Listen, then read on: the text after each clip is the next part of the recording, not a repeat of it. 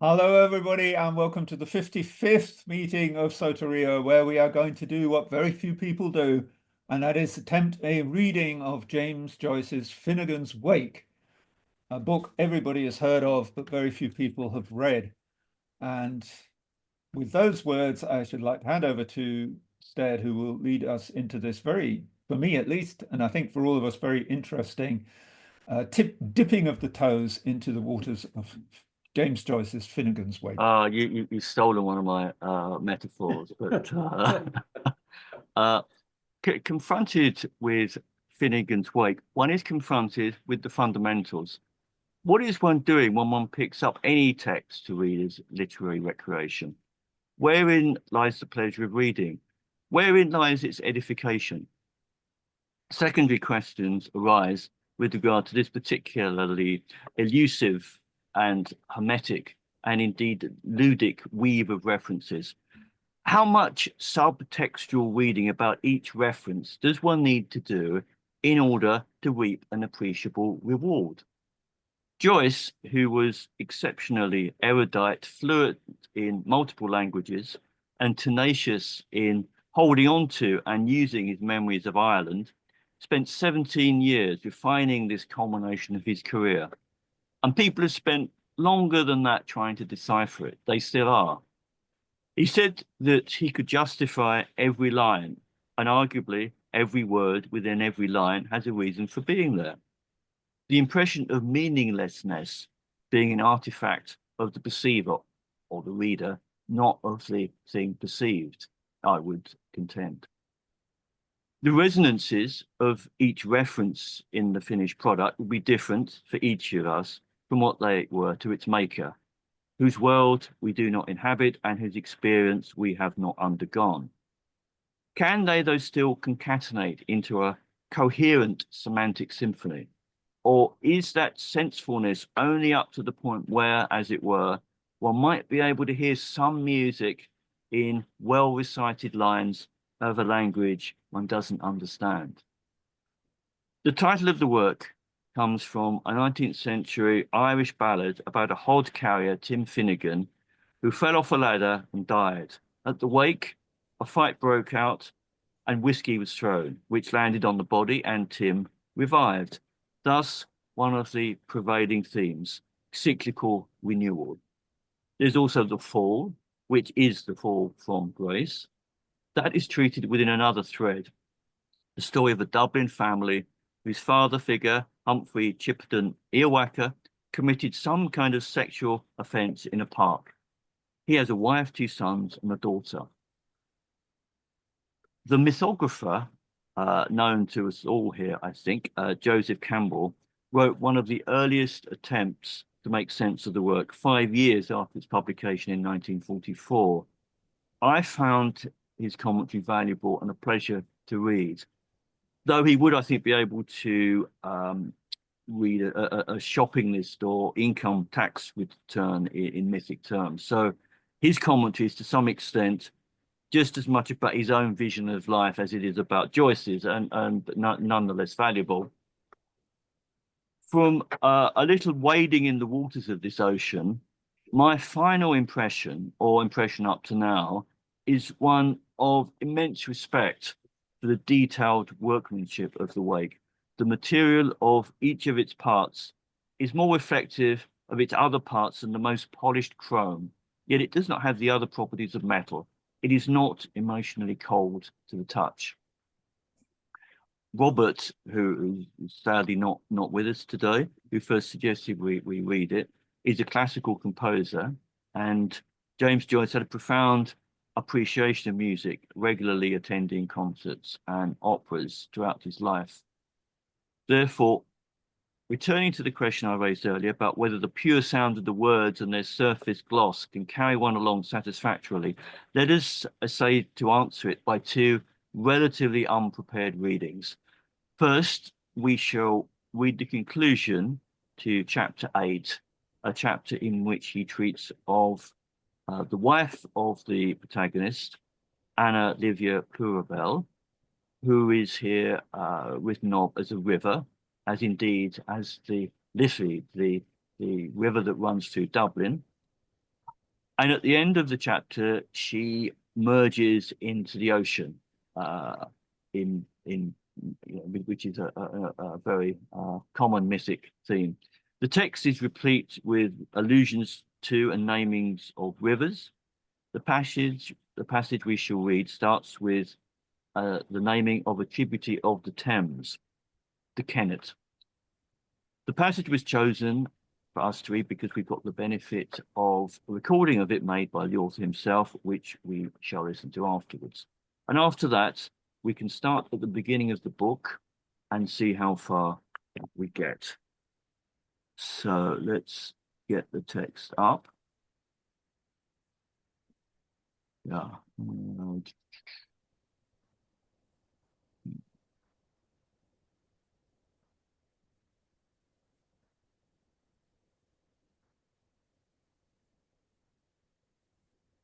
Yeah, can we all see that? Yes. Yep. So sorry, Is it possible to get it a little bit bigger? a little I'm bit too big. vain to wear glasses. You see. I'm not. Now, this is from a website that's got references that we can click on, most of which are not that significant. I'm not sure that it is. Hang on. Yes, I might be able to view. Let's say view. Can I? I mean, this is Yeah, zoom in. Yeah. it's readable enough. That's better for me. Yeah. Okay. Michael, is that okay for you? Yes, yes. Okay. Right, here we go. So we start from well.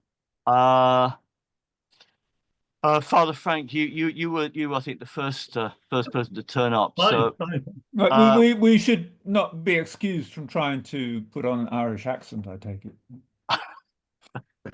now some of these underlined words do have meanings, but I'm not. I thought this website. Oh, this is wonderful. We've got all the information we need, but it's actually not that illuminating. For instance, Kennet, it lists other things about it. It doesn't mention the fact that it's a tributary of the Thames. It talks about the fact it's a name for a hunting dog, and it makes the connection with Kennan to know, which is relevant. And so yeah, it's not as good as it seems. So maybe if anyone wants to kind of have me click on it, I will, but otherwise let's proceed. So Father Frank, if you would, starting with well. Well, you know, don't you, Kenneth, or haven't I told you every telling has a tailing, and that's the he and she of it. Look, look, the dusk is growing, my branches loftier taking root, and my cold shares gone ashly. Philu, what age is that? It's sound is late. 'Tis endless now, sending eye or e'er worn lust or Waterhouse cloth. They took it asunder. I heard some sigh. When will they reassemble it? Oh, my back, my back, my back. I'd want to go to Aix-les-Bains, Big Pong, where is the bell for sexilotes, and Concepta de send spray. Pang! Ring out the clothes. Ring in the dew. God of Ari, where the showers. And grant via grace aman. Will we spread them here now? Aye, we will. Flip, spread the new bank and spread mine on mine. Flip. It's what I'm doing. Spread. It's churning chill. The vent is rising. I'll lay a few stones on the hostel sheets. A man and his bride embrace between them. Else I'd sprinkle and fold them only. And I'll tie my butcher's apron here. It's suety.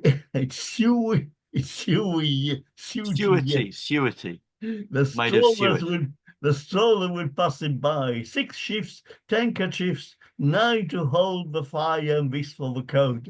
The comfort napkins, 12, 1 baby's shawl. Good mother Joseph knows. She said, whose head? Mutta snores. The seas. All know are alle her children say. in kingdom gone, no power to come, more glory be to them, Father. Allavia, allavia, allavial, alluvial. Some here, some no more, more again, lost all a stranger. I've heard tell that same brooch of a Shannons was married to a family in Spain, and all the Dunders, the Dunas in Markland's Vinland, beyond Brenda's herring pool takes number 9, young sees hats, and one of Biddy's beads, when bobbing till she ran it up a lost hysterive with a marigold and a cobbler's candle in a side strain of a main drain of Manzina Hurries off Bachelor's Walk. But all that's left to the last of the meagres in the loop of the years prefix and betwixt and between is one knickerbuckle, one hooks in the front. You tell me that now? I do in troth. Orara poor Obi and poor las animas, ussa ulla, we are soul. Mesa, did you hear it?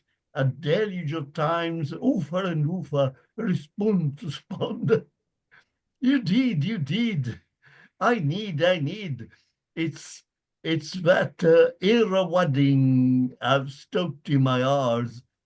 It all but busheth the leather zwund. Orinoco, what's your trouble? Is that the great Finn leader himself in the jockeymonery statue riding the high horse there for Hengist, father of otters?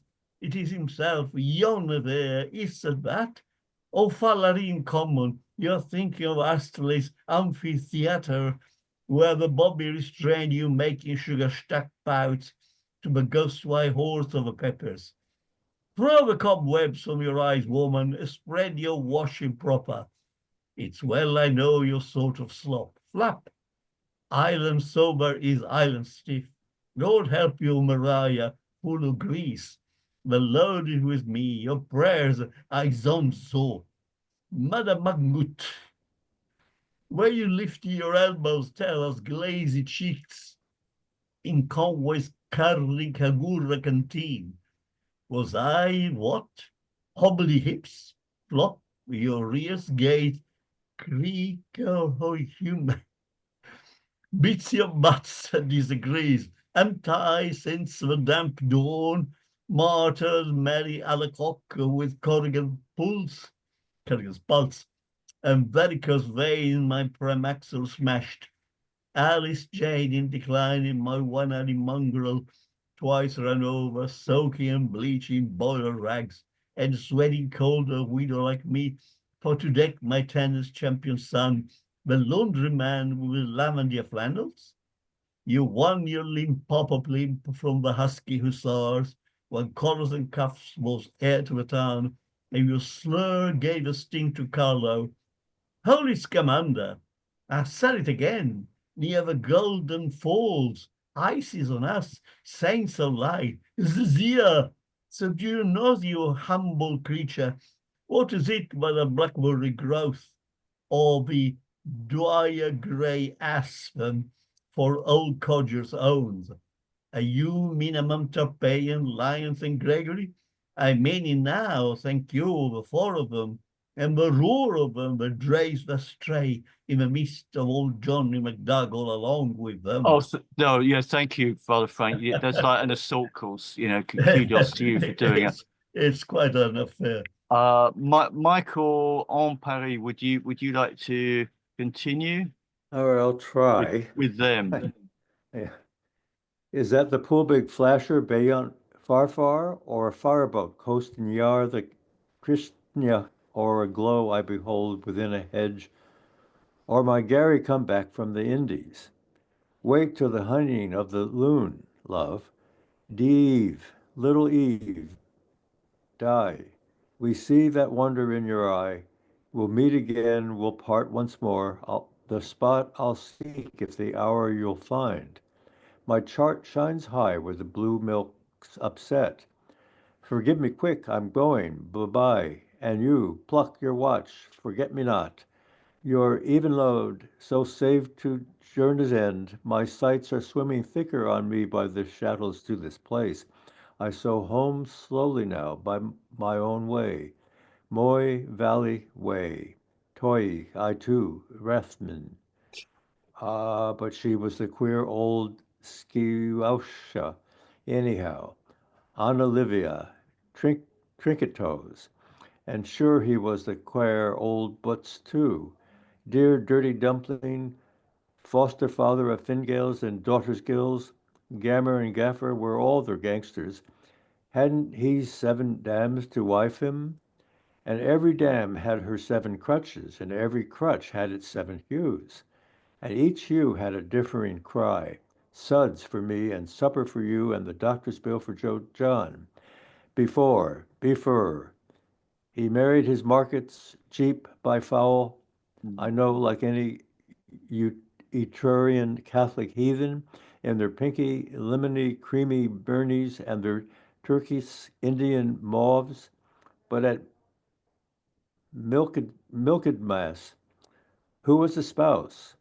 Then all that was fair, 'tis elfin land, teams of times and happy returns, the seaman knew Ordovico or Viricordo. Anna was, Livia is, Pluribella's to be. Northmen's thing made South folks place, but how multi-plurators made each one in person. Latin me that my Trinity scholared out of your Sanskrit into your Aaron. Hircus civis ablanensis. He had buck-goat paps on him, soft ones for orphans. Ho, Lord, twins of his bosom. Lord, save us and ho, hey, what all men, hot? His dittering daughters of what? Can't hear with the waters of, the chirring waters of flittering bats, field mice, balk talk. Ho, are you not gone home? What, Tom Malone? Can't hear with balk of bats, all thim liffying waters of. Ho, talk save us. My foes won't moves. I feel as old as yonder elm, a tail-toad of Sean or Shem. All Livia's daughters' sons, dark hawks near us. Night, night, my whole head halls. I feel as heavy as yonder stone. Tell me of John or Sean. Who were Shem and Sean the living sons or daughters of? Night now, tell me, tell me, tell me, Elm. Night, night, tell me tell of stem or stone beside the rivering waters of hither and thithering waters of night. Thank you very much.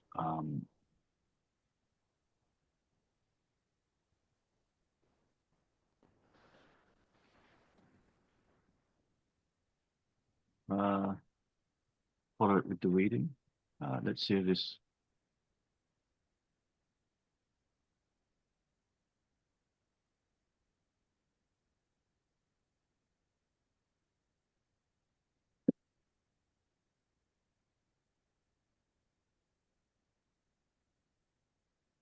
Instead, I can't hear anything. Sorry.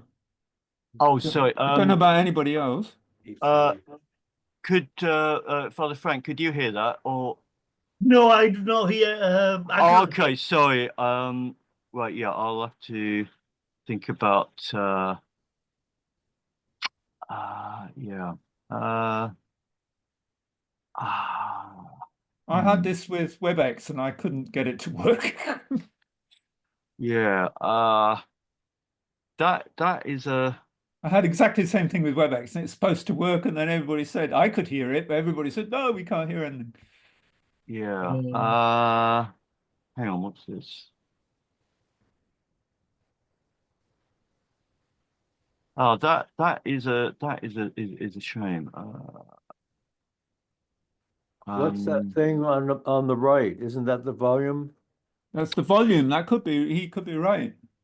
I know it's full there. Yeah, I mean, But I what's could the hear bar it. on? Yeah, the bar on the right is how much it's been heard, I think. Yeah, that's right. Yeah, this is let's see. Yeah, it's like share computer audio, something like that Yes, is what I yes. need. Yes. And oh, hang on, sorry. Yeah, yeah. Yeah, hang on. Yeah. Share computer sound. Now let's start it again, and a thumbs up if you can hear it. Well, you know, don't you ken it, or haven't I told you, every telling has a tailing, and that's the he and the she of it. Look, look, the dusk is growing. My branches lofty are taking root, and my cold chair's gone ashly. Feel-oo, what age is that? It soon is late. 'Tis endless now since I or one last saw Waterhouse's clock. They took it asunder, I heard them sigh. When will they reassemble it? Oh, my back, my back, my back. I'd want to go to Aixley Pains. Ping, pang, there's the bell for sexolitis. Et concepta descend the spray. Pang. Ring out the clothes, ring in the dew. God avari vert the showers and grant thy grace, amen. Will we spread them here now? Aye, we will. Flip, spread on your bank, and I'll spread mine on mine. Flap. It's what I'm doing, spread. It's churn and chill, their went is rising. I lay a few stones on the hostel sheets, a man and his bride embrace between them, else I'd have folded and sprinkled them only. And I'll tie my butcher's apron here. It's suety yet, the strollers will pass it by. 6 shifts, 10 kerchiefs, 9 to hold to the fire, and 1 for the code, the convent napkins 12, 1 baby shawl. Could Mother Joseph? No, she said. Who said? Mother snores. They attach it. Where now are all her children, say? In kingdom gone, or power to come, or gloria be to them, Father? All alluvial, all alluvial. Some here, more no more. More again lost and a stranger. I've heard tell that same brooch of the Shannons was married into a family in Spain. And all the dunders do done in Martland's Vineland beyond Brendan's herring pool takes number 9 in Yanksy's hat. And one of Biddy's beads went bobbing till it rounded up lost history with a marigold and a cobbler's candle in a side strain of a main drain of a man's in a hurry's off bachelor's walk. But all that is left to the lost of the Mars, in the loop of the ears prefixed in between, is 1 knee buckle and 2 hooks in the front. Do you tell me that now? I do in troth. Or rara pro orbis et pur las animas. O Saula, we're umbers all. Monsieur, didn't you hear it a deluge of times? Over and over, respond to spond. You did, I need. It's that era wadding I've stuck in my eyes. It all but hushes and the sound. Oh, Ronoko, what's your trouble? Is that the great Finn leader himself, in his joy Pomona, on his statue riding the high horse there for Hengist? Father of authors, it is himself. Yon there, is it that? On Fallerine Common, you're thinking of Astley's amphitheatre, where the bobby or a stranger making sugar-stuffed pouts to the ghost white horse of the Peppers. Throw the cobwebs from your eyes, woman, and spread your washing proper. It's well I know your sort of slop, fop. Ireland sober as Ireland stiff. Lord, help you, Maria, full of grease, the Lord is with me. Your prayers. Aye, so, Madam Angot.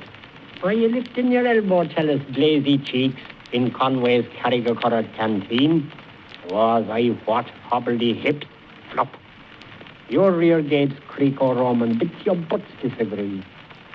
Haven't I up since the damp dawn? Martyred Mary, all a cook, with Corrigan's pulse and varicose veins, my pram axle smashed, Alice Jane in decline, and my one-eyed mongrel twice run over, soaking and bleaching boiler rags, and sweating cold, a widow like me, for to deck my tennis champion son, the laundryman with the lavender flannels. You won your limp-a-paw limp from the fusty hussars, when collars and cuffs was heir to the town, and your slur gave the stink to Carlo.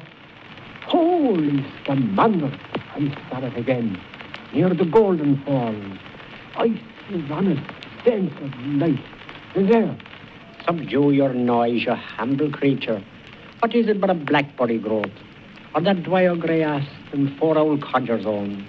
Are you meaning Tarpey and Lyons and Gregory?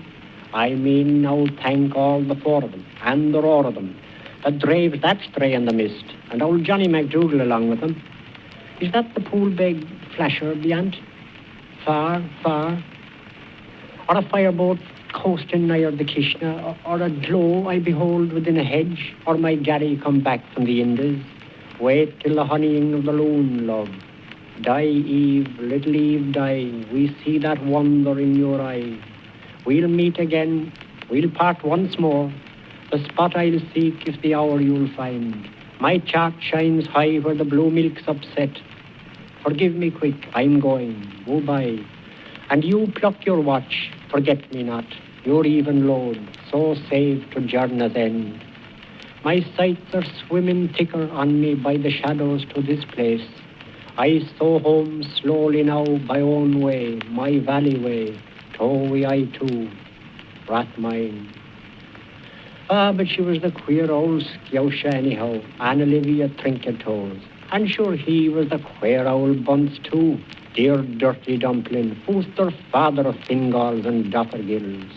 Gaffer and Gammer were all their gangsters. Hadn't he 7 dams to wive him, and every dam had her 7 crutches, and every crutch had its 7 hues, and each hue had a differing cry. Suds for me and supper for you, and the doctor's bill for George on. Before, he married his markets cheap by foul, I know, like any Etrurian Catholic heathen, in their pinky, lemony, creamy burnies and their turquoise Indian molds. But at milked mass who was the spouse? Then all that was fair, 'tis elven land, teams of times and happy returns, the same anew. Ordo vico or vi ricordo, Anna was, Livia is, plura bells to be. Northmen's thing made South folks place, but how multiplurators make each one in person, Latin me that, me Trinity scholared, out of your Sanskrit into our Aryan. Hircus civis eblanensis. He had buck-coat paps on him, soft ones, for orphans. Oh, Lord, twins of his bosom, Lord save us. And ho, hey, what all men, what, his tittering daughters of, walk, can't hear what the waters of, the chittering waters of, flittering bats, field mice, balk, talk. Oh, are you not gone a home? What Tom Malone can't hear with balk of bats, all the liffying waters of. Oh, talk, save us. My goose won't move. I feel as old as yonder elm. A tale told of Sean or Shem, all Livia's daughter sons. Dark hawks hear us. My whole head falls. I feel as heavy as yonder stone. Tell me of Sean or Sean.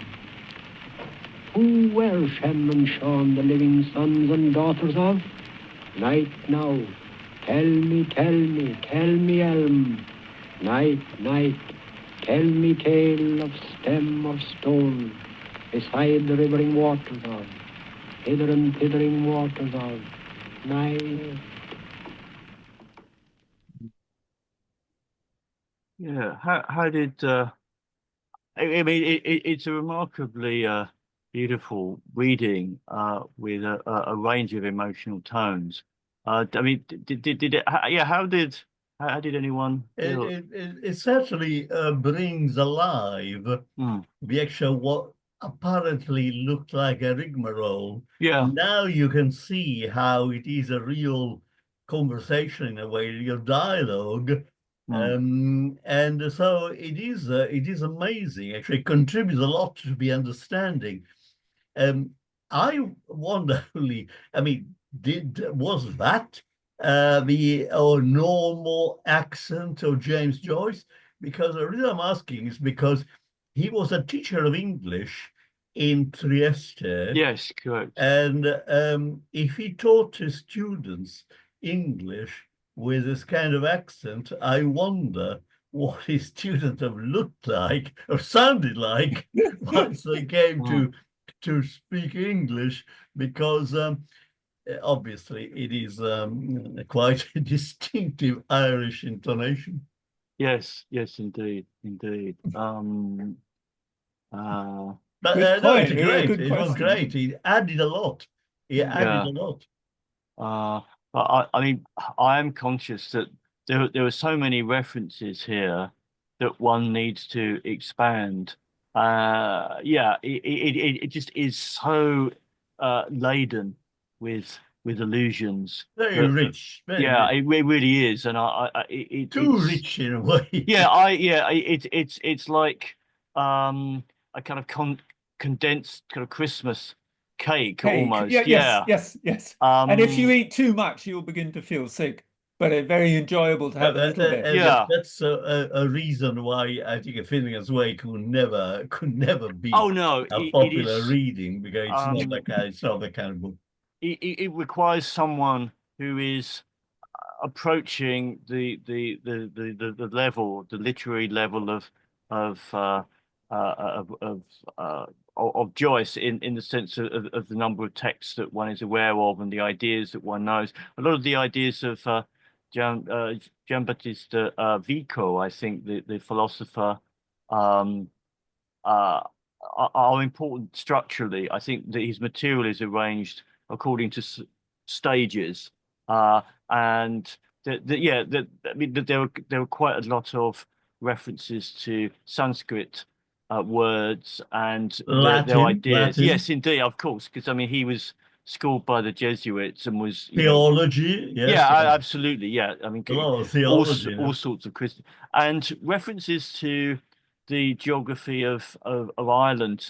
This is set in a very specific part of Dublin, and there's all sorts of very detailed, uh, very detailed yeah. I read Ulysses as well, in a different, completely different way. I think it is also, in a way, an unreadable book. However, I've also read Dubliners, which are short stories, are some absolutely superb, and especially one entitled A Painful Case. I think it's a very deep experience of a particular kind of human being. But I mean, everybody praises Dubliners, not sorry, Dubliners, Ulysses as a great work, but in a way, it's honest to recognize that that is not the kind of book you can reread. But anyway, it's my impression. I think it might be useful at this point if I were to read a few paragraphs of the text I referred to, Joseph Campbell's Skeleton Key. Yeah, I think we've had some Christmas cake. Now this is slightly simpler fare and more easy to follow, and he does adumbrate a few of the themes in the text as a whole in a few paragraphs. So shall I do that with your leave? I'll do that. Yes, Yeah. yes. Yeah. Running riddle and fluid answer. Finnegans Wake is a mighty allegory of the fall and resurrection of mankind. It is a strange book, a compound of fable, symphony, and nightmare, a monstrous enigma beckoning imperiously from the shadowy pits of sleep. Its mechanics resemble those of a dream which has freed the author from the necessities of common logic and has enabled him to compress all periods of history, all phases of individual and racial development into a circular design, of which every part is beginning, middle, and end. It's a gigantic wheeling rebus. Dim effigies rumble past, disappear into foggy horizons, and are replaced by other images, vague but half-consciously familiar. On this revolving stage, mythological heroes and events of remotest antiquity occupy the same spatial and temporal planes as modern personages and contemporary happenings. all time occurs simultaneously. Tristram and the Duke of Wellington, Father Adam and Humpty Dumpty merge in a single percept. Multiple meanings are present in every line. In interlocking allusions to key words and phrases are woven like fugal themes into the pattern of the work. Finnegans Wake is a prodigious, multifaceted monomyth, not only the cauchemar of a Dublin citizen, but the dreamlike saga of guilt-stained, evolving humanity. The vast scope and intricate structure of Finnegans Wake give the book a forbidding aspect of impenetrability. It appears to be a dense and baffling jungle, trackless and overgrown with wanton perversities and formal language. Clearly, such a book is not meant to be idly fingered. It tasks the imagination, exacts discipline and tenacity from those who would march with it. Yet some of the difficulties disappear as soon as the well-disposed reader picks up a few compass clues and gets his bearings. Then the enormous map of Finnegans Wake begins slowly to unfold. Characters and motifs appear, themes become recognizable, and Joyce's vocabulary falls more and more familiarly on the accustomed ear. Complete understanding is not to be snatched at greedily at one sitting. Indeed, it may never come. Nevertheless, the ultimate state of the intelligent reader is certainly not bewilderment. Rather, it is admiration for the unifying insight, economy of means, and more than Rabelaisian humor, which have miraculously quickened the stupendous mass of material. One acknowledges at last that James Joyce's overwhelming microcosm could not have been fired to life in any sorcerer furnace, less black, less heavy, less murky than this. In his incredible book, he had to smelt the modern dictionary back to protean plasma and reenact the genesis and mutation of language in order to deliver his message. But the final wonder is that such a message could have been delivered at all. I think that's a powerfully written endorsement of the work. I think, yeah, a good text. Michael, are you an admirer of Joseph Campbell? I'm sure you would have read some of his works. Yeah, I mean, he was very influential for me Yeah, at an early stage. I became ultimately critical of him in that his references were always very poor, and you couldn't really get anywhere with them. They didn't lead into something else. So he was I found him very hard to actually research what what he was saying, where he was getting his information. It was really difficult to use him to go, if you wanted to cite him, yes, you couldn't go any further than just citing him, and that was it. yeah. But So yeah, but I thought he was marvelous, and I remember one time I had the TV going. I was just flipping through it, and here was somebody talking, and within just a few minutes, I said, that has to be Joseph Campbell. I could just recognize what he was saying, and he was brilliant in that sense. yeah, yes, indeed. And as I said, I think the book maybe sort of casts the Finnegans Wake into his perspective in a way that may or may not be consonant with Joyce's view of world. I don't know. I'm not qualified I to don't say. know either, But yeah. I think he had a healthy view of life, and therefore, his viewpoint is a valuable one. Michael or Father Frank, any comments on that? There's plenty to comment on. Oh, great. I was interested in the Joseph Campbell reference to Rabelais because I thought this kind of writing has a tradition of its own. I was certainly thinking of French writers, as Céline has with French slang, does something in a way comparable. And I don't mean Voyage au bout de la nuit, which most people have, or a lot of people have read, and is a relatively conventional novel. Yeah. But I'm thinking of mot à crédit, which is, I thought, what's wrong with my French? Because I could hardly understand a word of it. I finally really concentrate on it and could make sense of it, but it is full of slang and references. And I wonder, is this the beginning or the end of literature? Is a question you can ask yourself. Because for me, a lot of this is also reminiscent of all people of Ben Jonson and Shakespeare. A lot of that Renaissance drama and literature has that crazy, intricate referencing and allusions, and you don't know quite what it is, mixed in with slang and religious influence and this religious rhythm, which is so strong.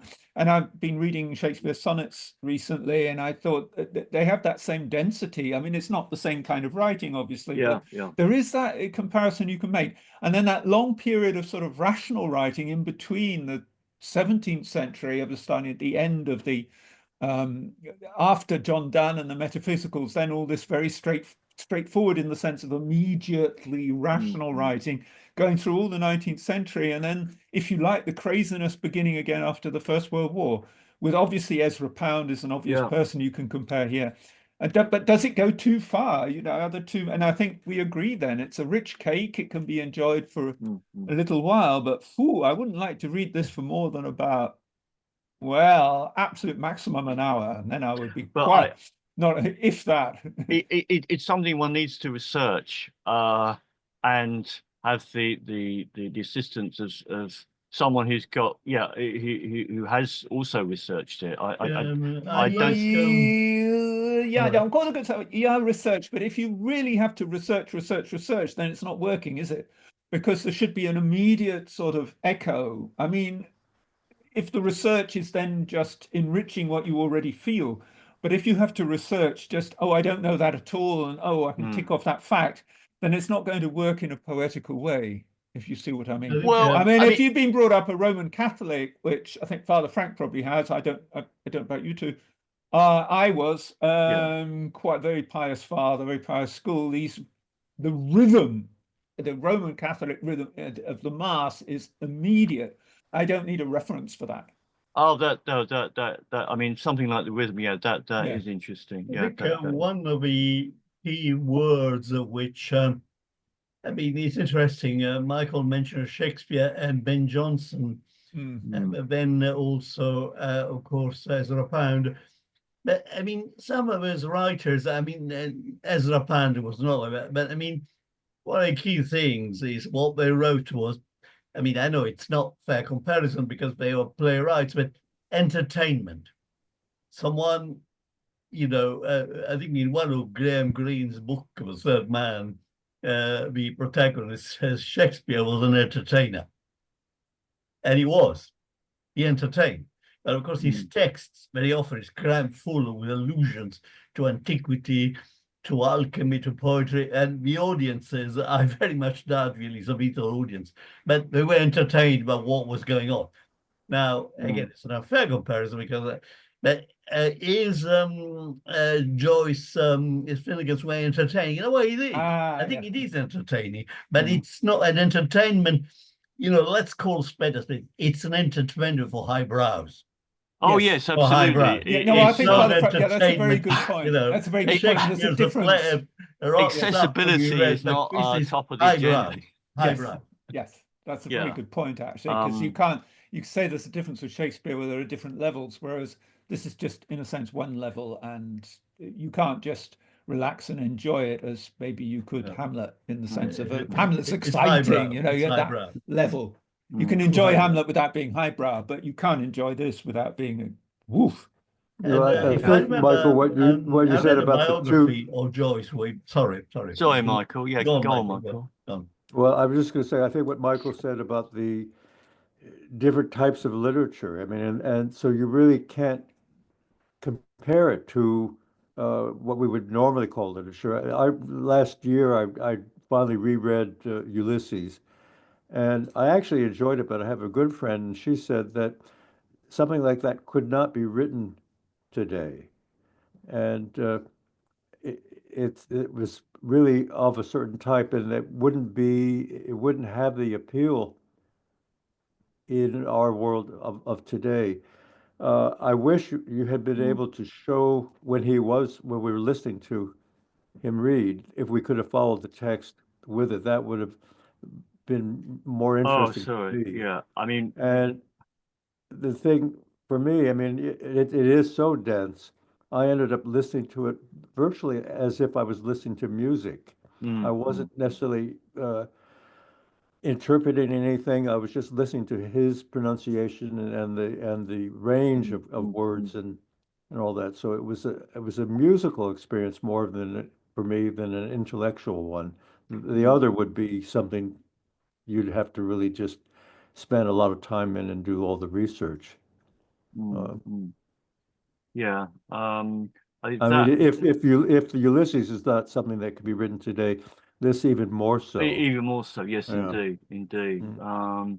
But I mean, I think it's like a lot of things. It's something that one has to work at and put some time to understand. But in that brief passage we read, there was all sorts of languages, including Cornish, which few of us would have any passing knowledge of. And a few I know people a at Cornwall. sentence of Cornish. I've been to Cornwall, but I mean, it's all I Colonel can you say. connotier de den Britain weer. There, But Colonel what would you be the connotier point? that Cornwall is a country at the end of Great Britain. oh, wonderful! Oh, wonderful!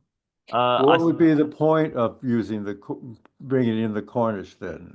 Why? I think it one of the themes of the that's current in the Wake is Tristan and Isolde, which connects with Cornwall, and the place in Dublin where it's set is Chapel Izard, which also relates to Iseult of the Tristan legend, and there were a lot of references to that. So yeah, various characters in Tristan legend are alluded to, and the Cornish is one part. Is So part of that. there Yeah. were kind of lots and lots of these running themes that are reflected in all sorts of bits and pieces. But I mean, the short passage we read, I mean, it has lots of quite obscure things that one would really have to read up on to get one of the Who is Scaramanga? Because I wasn't in a one of the rather Bond films different. with Yes, the man with the golden gun. Isn't he called Scaramanga or Scaramanga? yeah something Taking the other extreme of literature. whether that is actually I wonder think if he's- anyone, I've read a biography of Joyce way back. And I remember when he was in Paris, of course, he befriended Samuel Beckett.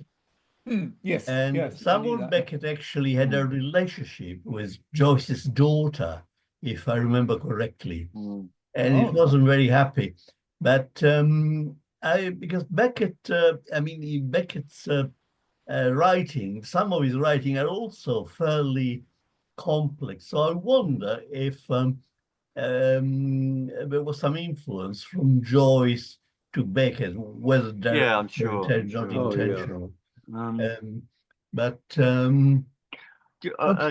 as Michael's in Germany, one curious thing I notice here, these two lines, Filur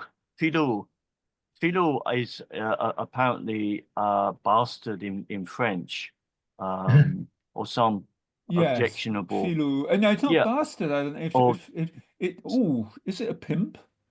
Well, It's something bad. It's a Yeah, I'm derogatory trying to- word that you and what I read was in the First World War, the Germans were being shouted at by the French, and the French were shouting "Filou, Filou," and the Germans or one of them thought that he was saying "Be Filou, and they shouted back, What "Halbe time is it?" sex, halbe sex." Yeah. And then what age is that? Yeah. Well, there is so much, isn't there? Yes. Yeah, and that is just typical. A lot of these things that it would be impossible to derive that. You just have to. You have to have that sort of mind that enjoys chasing stuff up and Yes, but enjoys I think crossword it's got, puzzles, hasn't maybe. it? The key word is resonance. That it like aigues les pains, which is very funny because probably most people think of aigues les pains. And of course, your aches and your pains. Now, but that only makes sense if that resonates with you, I think. And that's my point, Stead. I think if you don't know that at all, you come from Mars or whatever, and you research it and you say, oh, there is an expression that they used, say, oh, me aches and me pains. Yeah. And there was a place in France, which was where the rich people used to go, called aigues les pains. And that's quite a funny joke. But if it doesn't resonate with you, if you haven't got something already there, I don't think it's... No, one has to have the appreciation. But for instance, that line, ring in the dew, that relates to the poem Ring in the New of you know, the poem Concepta we're all Descendus familiar Prae with. was clearly a reference to Catholic prayers or saints. Concepta, you know, the reference of Mary, Descendus Prae. But I mean, a lot of it is jocular. Yes. He's having great fun in writing this, and the way in which he actually read it out himself contributed because of actually his Irish accent. I think it's great. It's a great experience. Not anything which I would wish ever to revisit. Never. Yes, I quite understand. I never that, want to read Finnegans Wake. I It's would a like very put in interesting experience. one point. I wrote a poem based on Agatha Christie's book called 10 Little Niggers, which you're not allowed to say. It's got a new title, Then There Were None, which is also a little bit based on this resonance. And if you don't know the book, I think the poem's totally meaningless. Completely meaningless. Yeah. You have to read the book, and then hopefully maybe the poem will work for you. And if you haven't read the book, it makes no sense. And that's what I feel with Joyce. And maybe the thing is that people now, they don't have that richness of vocabulary. They don't have those references.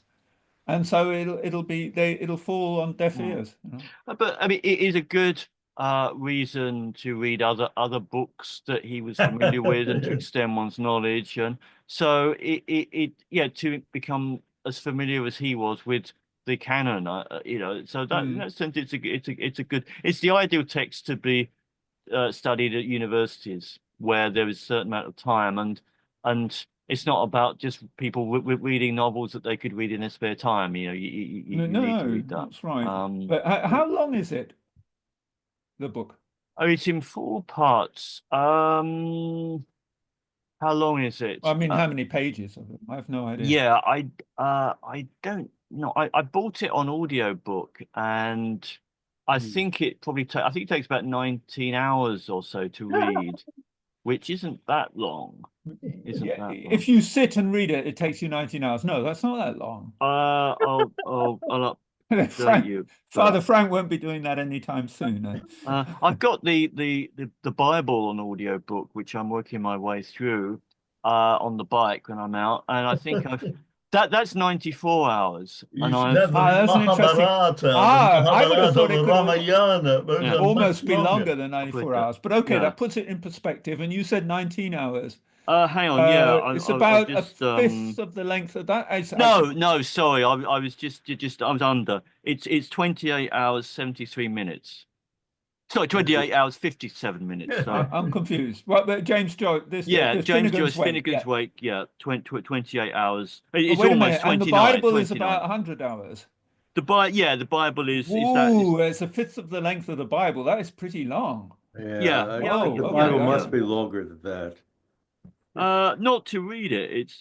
I mean, really? I would have thought the Bible's a bit longer. I would have tend to agree, but I've never thought about it too much. Well, this is a complete reading using a revised King James version. Old and New Testament, the whole thing. Yeah. And that's 90 odd. Yeah. Of course, the Bible is about a third of the length of the Mahabharata or something like that. So that's kind of, you know. It depends which books you include. It's a bit like the Shakespeare canon, isn't it? But I mean, I don't know. I mean, one can read the Bible, whichever way one prefer. But in my opinion, I mean, take the Quran. The Quran is not a book made to be read from the beginning to the end. Usually, people try to do that, never get anywhere. The Quran Bible is quite short. More of a logical narrative, but even the Bible is not a good idea, in my opinion, to read the Bible from the beginning to the end, because the variety, the gaps in ages, centuries, tide of literature as such as that I don't think, but I mean, obviously we can do whatever we like, but I was thinking earlier on of Mahabharata or Ramayana, the great epics, Sanskrit epics. They must be even much longer, because I think they, oh yeah, they're enormous, incredibly enormous. long. Yeah. Yeah, very, very long. I mean, I listened to the Ramayana, an audio book, and I think that was probably a shortened version, but they are enormous, you know, which is a great thing. But one just doesn't have the time to. I do miss the Hare Krishna guys, because in London we used to have from time to time, in central London, the Hare Krishna devotees, like walking along, dancing along, and singing Hare Yes, Hare that's true. Krishna, I Hare haven't Hare seen them for Krishna. ages. I thought it was That's great true. fun. Yeah.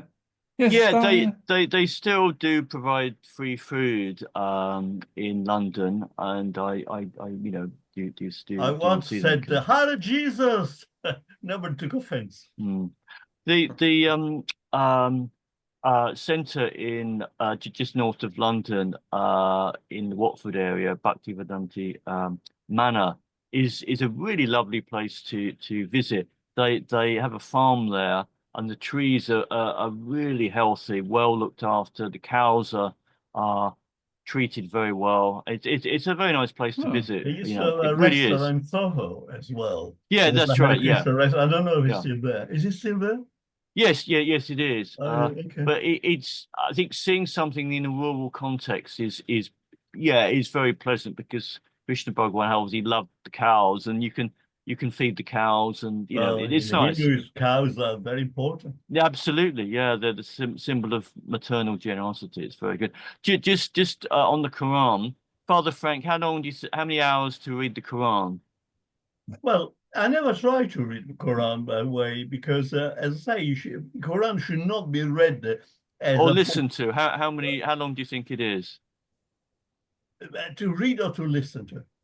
Well, I mean, someone is reading it and one is listening. So Well, the way they recite the Quran in a religious context, in mosques, in a sing-song way, irreverently, is very tedious. yeah, You don't find it, that's but if you can actually find there is a Quran website where you can actually listen to the various surahs. So that's quite. But I have no idea about the links. you have It's no. very long. It's short. You're doing a Michael in Cologne. How many hours do you think the Quran is? I don't know, but obviously much shorter than the Bible, but I have really no idea. That's it. It's 14-ish, that sort of length. It's not that long. It's shorter than Finnegans Wake anyway. And actually, we are in Eid. We are indeed. The end of Ramadan. So yeah. Muslims say, Eid Mubarak. Happy Eid to you all. I've read the Quran, so I'm not. Muslims are. There's a lot of decent Muslims, but the Quran is.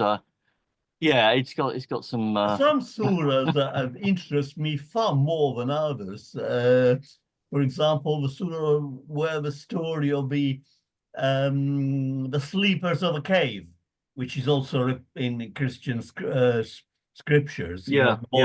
And of course, a famous story of Khidr, Moses. Moses meets this mysterious figure who leads him along and shows him some events which apparently are contradictory to logic or morality. And then Khidr eventually tells Moses how to unravel the meaning of those events. I found that very interesting.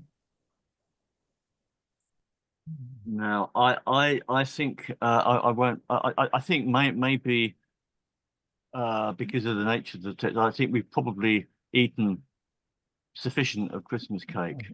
Okay, just perhaps one question, because you were talking about the Quran and Hindu religion. Does Joyce use a lot of references to other religions? I don't know. I'm just asking. He uses. I mean, his concept of time is cyclical, so that is consistent with Hindu cosmology. and there were quite a lot of Sanskrit terms in that, and he'd studied Sanskrit. So that is part of it. I mean, in the text we read, there were mention of Indian rivers that maybe other people didn't pick up. I think I missed before, that. he was based in Trieste, Yes. where he taught, I think, at the Berlin School for many years. Yes, you're right. Yes, you're right. He also wrote articles in Italian for one of the local papers. Yeah, I think he was fluent in Italian. He spoke it in one his of his home. nicknames, he gave himself a nickname in Giacomo di Trieste. Giacomo is James in Italian, de Trieste, James from Trieste. And he made great friends with one of his students was an Italian writer, Italo Svevo, who wrote some, well, interesting stuff. And, you know, James, but actually, so in a way, I mean, obviously, the whole Finnegans Wake one would have to know, but I didn't see any reference to the Italian language in what we read. But that's, you know, presumably maybe.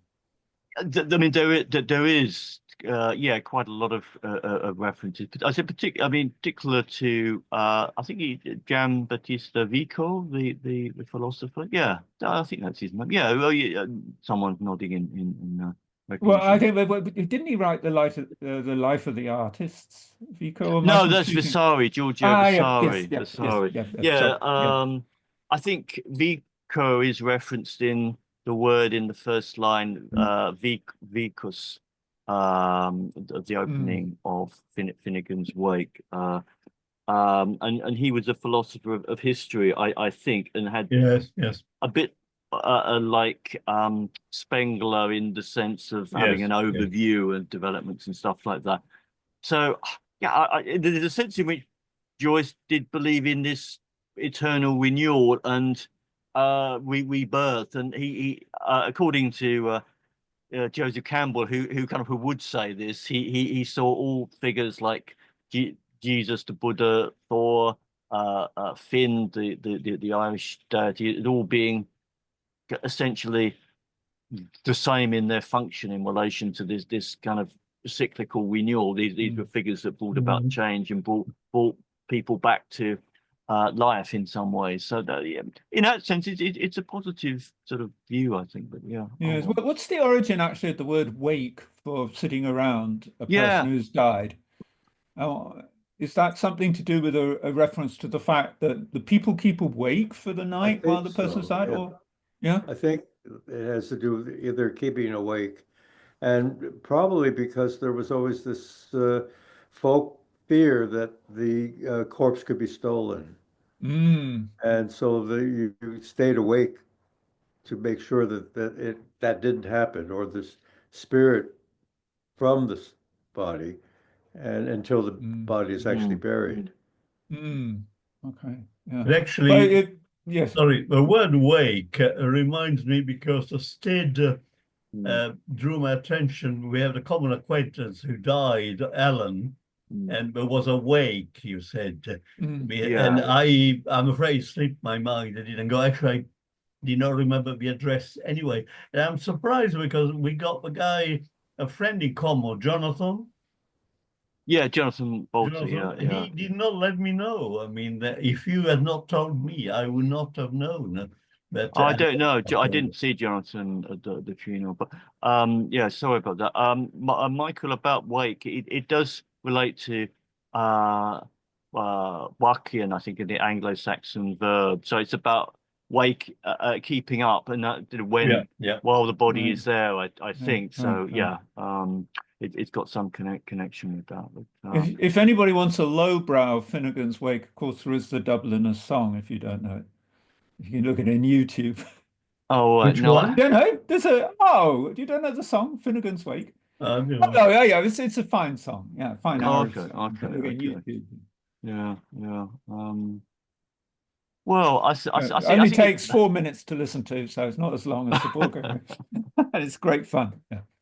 Oh, that's good. Anyway, I have enjoyed it. I've enjoyed it because it's an experience. And absolutely. And how often, Father Frank, are you going to be reading Finnegans Wake in your life? So as what I said, this is a good way of doing it, because probably something one wouldn't do by oneself. And we know what Joyce's voice sounded like. I mean, that was good, because that's, if one can remember that. That will help one in reading it, and the rhythm as well.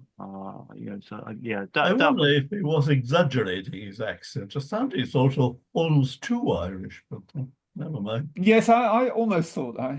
Yeah. yeah, interesting. Yeah, maybe, maybe because it's. I mean, it has universal significance, but it's still very much rooted in the history of Ireland, very much so. I mean, he spent most of his life away from Ireland, but you know, refers to Dublin in his works. I seem to remember his wife, Nora, Yeah, for an immense intellectual figure. Like he chose his wife was a very ordinary, yeah, indeed, indeed. uneducated woman. Very Yeah, yes, bizarre. yeah. That's right. I think that speaks well of Joyce, that he was able to engage with people. He had a common touch, you know. So I think that's Well, quite it's good. the one way of looking at it. Yeah, Mm. you know, he wasn't a snob in that respect, you know. So maybe that's a good thing. It's a good thing. Michael, how's Richard? Is he okay? He's right here. He's fine. He's working away. But listen, we're gonna have to go because Yeah, I think we've come to a sort of a natural ending, haven't we? Mhm. Well, thanks so much for coming on. It's been a kind of a curious Yeah, slightly one curious, today. very prestigious, very small group of very erudite. Illustrious. Yeah, that's to say, yeah, but perhaps we could just take it this to works find as well out, too. Ed, as we're here for us a date for the next Very time. enjoyable. As you're there. Or they don't want to hold other people up, but maybe stay. Yeah. Yeah, we can sort that later, maybe. Yeah, I all don't right. know. I'll send you a All mail. right then. Thanks. Thanks. Thank Thanks you. for coming. Yeah, Okay, all the yeah. best. Yeah. Bye-bye. Bye Bye then. bye. Bye everyone. Bye bye. Bye. All right.